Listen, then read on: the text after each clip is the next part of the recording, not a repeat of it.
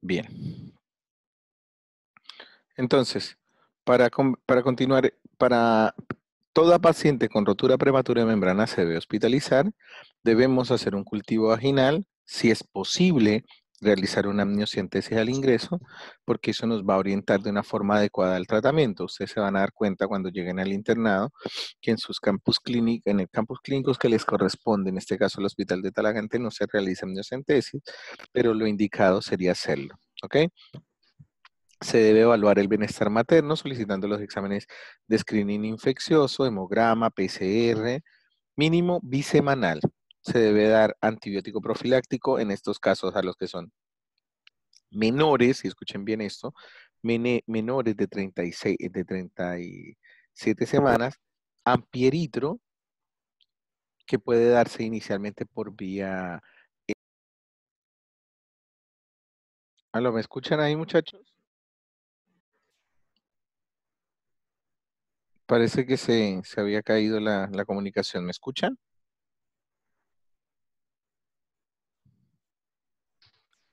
Sí, doctor, Sí, se ahora sí. escucha. Perfecto. Entonces, bueno, entonces súper importante determinar el bienestar de la paciente. Recuerden los medicamentos que les estoy contando, ampicilina y eritromicina. Básicamente eso tiene una explicación, porque los macrólidos cubren directamente la presencia de ureaplasma y micoplasma que están directamente relacionados con la rotura prematura de membranas, ¿ok? Entonces, sí o sí debemos indicar en pacientes con rotura prematura de membranas en embarazos menores de 37 semanas, eso es redundante porque recuerden que eh, a los que son de más de 37 no es prematura, sino es precoz. ¿Ok? Bueno, es algo semántico más que nada. Si nosotros pensamos que la paciente puede tener una infección intraamniótica o tenemos signos clínicos de que la paciente presente una corioamnionitis, ya sea porque tiene fiebre, irritabilidad uterina, leucorrea de mal olor, leucocitosis o taquicardia materna o taquicardia fetal, debemos, o que en el cultivo del líquido amniótico nos obtuvimos un cultivo positivo para un germen específico, debemos ocupar el antibiótico que nos indica el antibiograma y si no realizamos la amniocentesis, debemos iniciar manejo biconjugado, que puede ser ceftriaxona-metronidazol, más claridromicina o clindamicina gentamicina. Algunos pediatras están en contra del uso de clindagenta, pero nosotros debemos ocuparlo, sobre todo en aquellas pacientes que tienen problemas de resistencia, de alergias a algún tipo de medicamentos. Recuerden que estas pacientes no son candidatas a tocolisis y tampoco a corticoides. Entonces, en este cuadrito ustedes van a ver más o menos cómo se organiza el manejo. Básicamente se diagnostica. Si es menor a las 24 semanas, se debe hospitalizar, confirmar la viabilidad materna, descartar que no haya un aborto o un óbito o que no haya una coriomionitis clínica.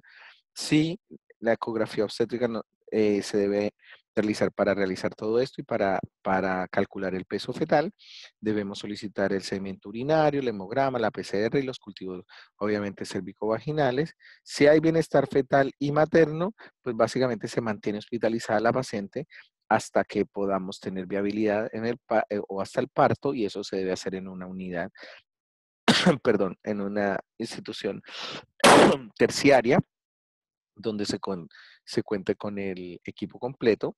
Obviamente el reposo debe ser absoluto, ni siquiera se debe permitir que la paciente se mueva al baño, así es que debe hacer sus necesidades en chata, eh, al igual que... Doctor, Dígame, doctora. que se le escucha como entrecortado. Ya. Les repito, se debe mantener la paciente hospitalizada hasta el parto en un sitio donde haya o se cuente con el equipo completo y un cupo en la unidad de cuidado intensivo neonatal. Se debe generar reposo absoluto en cama. Se debe controlar los signos maternos y evaluar diariamente la unidad fetoplacentaria.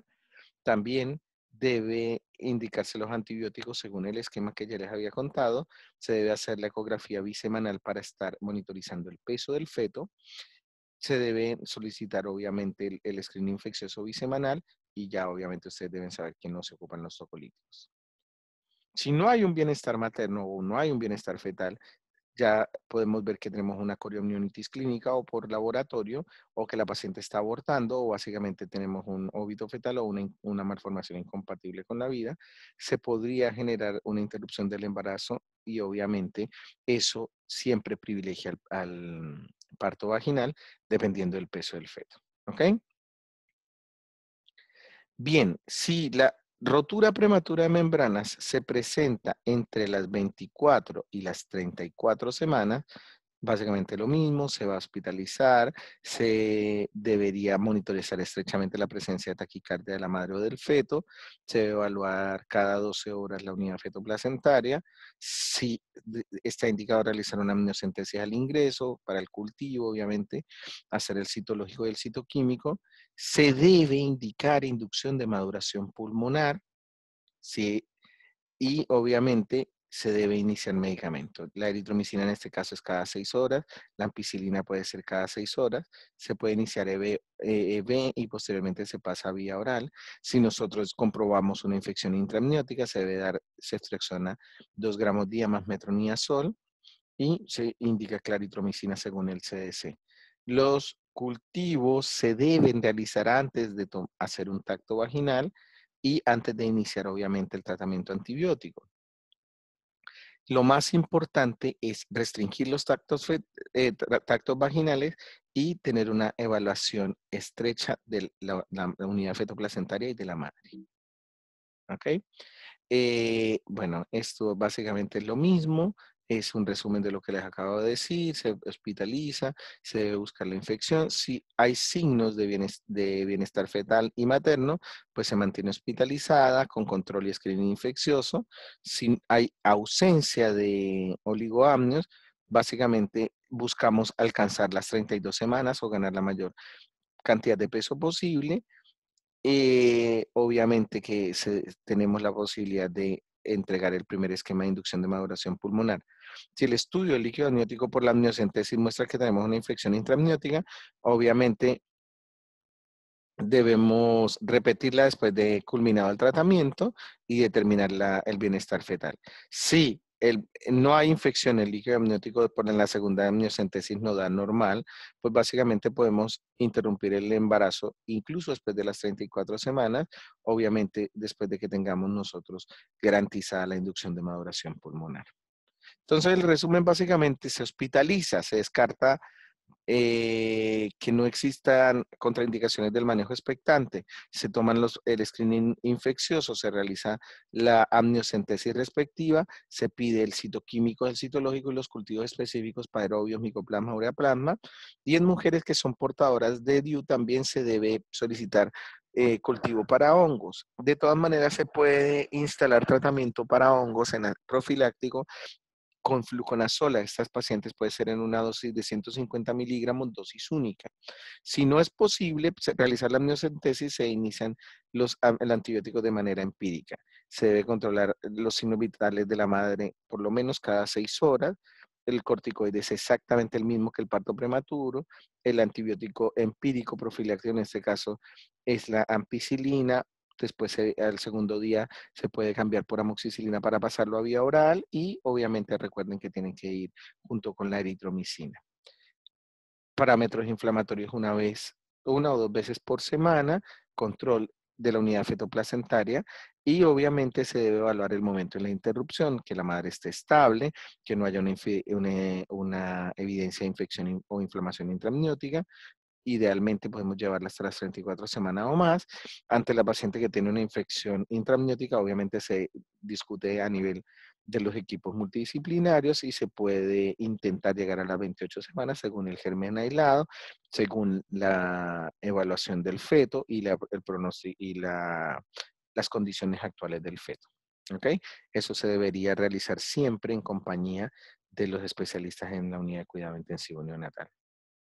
Si ya es mayor a 34 semanas, básicamente la interrupción puede ser inmediata, es decir, se puede realizar aceleración oxitóxica monitorizada, según lo que dice nuestra guía, pero hay algunos en el Up to Date que dicen que si la dilatación de la gestación es subóptima, se puede dejar en manejo expectante siempre y cuando, y eso es súper importante tenerlo claro, siempre y cuando el screening infeccioso sea negativo. Si las pacientes están estables, es decir, la madre y el feto se encuentran estables y tienen una edad gestacional mayor o igual a 34 semanas, ya nosotros podemos estar tranquilos que sí es posible que el feto haga un distrés respiratorio transitorio o que haga otras complicaciones, pero va a ser menor si nosotros lo tenemos antes de las 34 semanas. Algo que sí es súper importante que tengan claro es que en estas pacientes los corticoides no han demostrado beneficios y no están indicados. De hecho, ¿se acuerdan que yo la semana pasada les comenté que en estas pacientes el uso de corticoides podría llegar a generar alteraciones a nivel de la corteza cerebral y generar mayor tasa de hipoglicemia, hipocalcemia e hipotermia posterior en el periodo inmediatamente después del parto? Eh, ¿Hasta ahí alguna pregunta, muchachos? ¿Alguna duda? Ok, entonces, para continuar con esto, ya en los pacientes con embarazo a término prácticamente el manejo es el mismo. Muchas de las mujeres, como les dije, ya deberían con la RPM iniciar el trabajo de parto de forma espontánea. En un 50% tienen parto en las siguientes 6 a 8 horas y en el 70% al día después de la RPM. No Doctor, Dígame, doctora. Dígame, doctora. ¿Aló? es que se escucha muy cortado. ¿Aló? Ay. Dígame, doctora, yo lo escucho perfectamente. Por favor, cuando se escucha, sí avísenme, ¿ya? De esa manera yo puedo parar y ver cómo lo corrijo. Es que está muy inestable la señal por acá, por las lluvias. Bueno, repito, entonces, en las pacientes con... ¿Ahí me están escuchando bien? Aló, ahí volvimos a estar conectados. ¿Ahora se escucha bien, muchachos? Aló,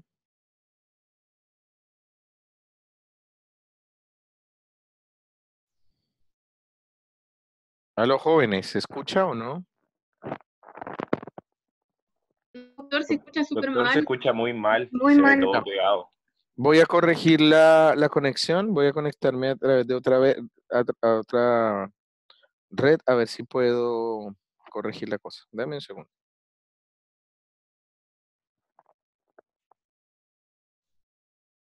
Ok, gracias.